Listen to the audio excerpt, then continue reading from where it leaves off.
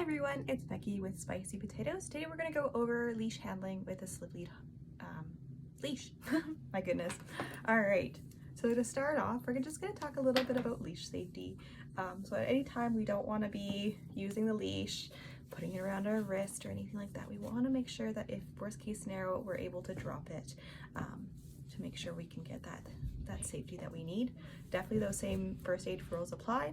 What's safer for the humans, so we can treat others if needed.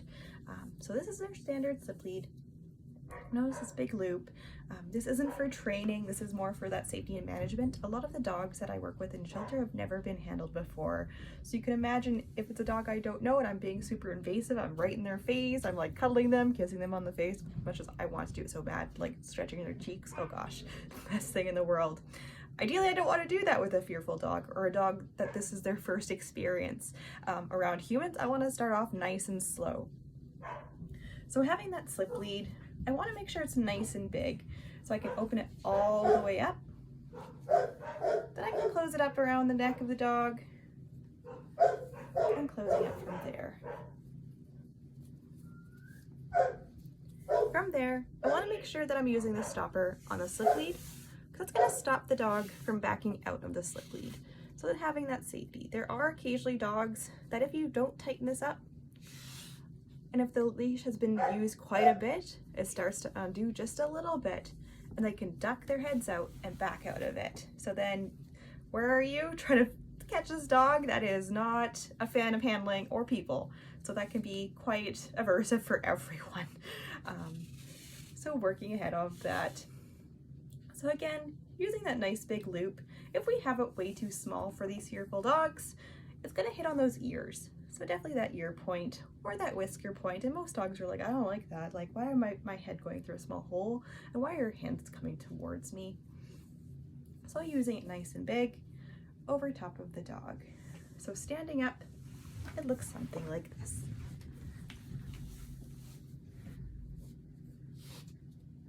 So over the face, I can maintain that distance. You can notice how far away I am. Perfect. And then using that stopper. Excellent. So ta-da, part one. Part two. We're going to talk about leash handling and the 3 techniques that are helpful for using a slip lead or any leash. So definitely how we hold the leash is very important. I'm right-handed, so any of those quick reflexes come from my right side. My left hand is just like, I'm gonna hold on for dear life. So thinking of that, where do I want my leash hand to be? My left. So I'm just gonna use that loop of the leash, strap it onto my thumb, let the length fall all the way down. Grabbing up a little bit underneath. I'm gonna go behind my index finger here to create this almost like bunny shape, as one of my students told me. So you're gonna have this ear here, the ear on this side, and then the little face in the center. When I close down on it, it's a nice secure hold towards the bottom of my hand. So when I go to hold, I have a little bit more sturdiness. A couple of options for this one too. I could do just all on the thumb. So one loop on the thumb, up and over the thumb again, closing down on the leash, and still having that tightness. The third type is around the wrist.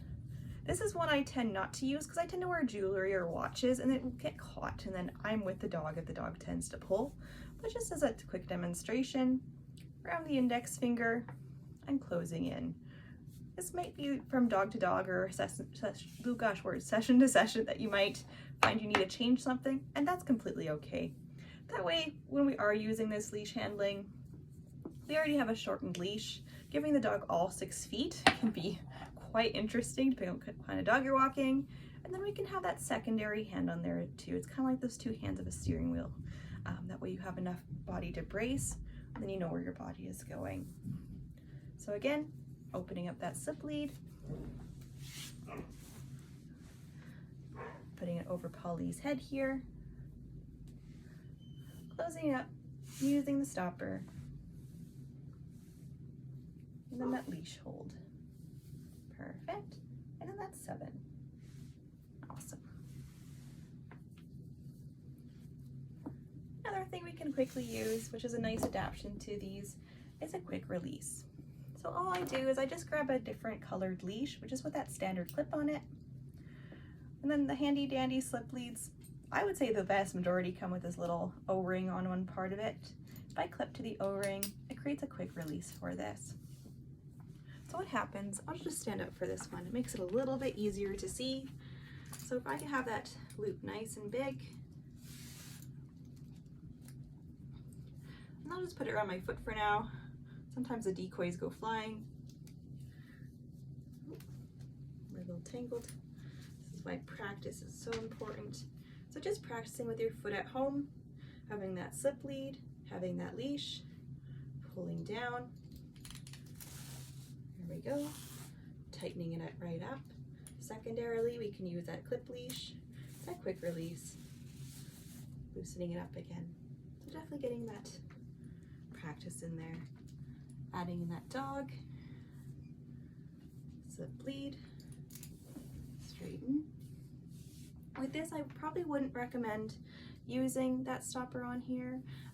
That just adds in that extra movement of coming really close to the dog's face. If I'm already having to use this kind of technique on a dog that needs that distance, this might just be something that adds into that trigger stacking as well.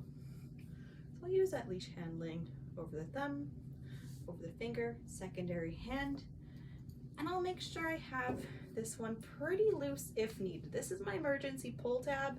If I already apply pressure to it, it's gonna loosen right up. So I just want a little bit of tension on it.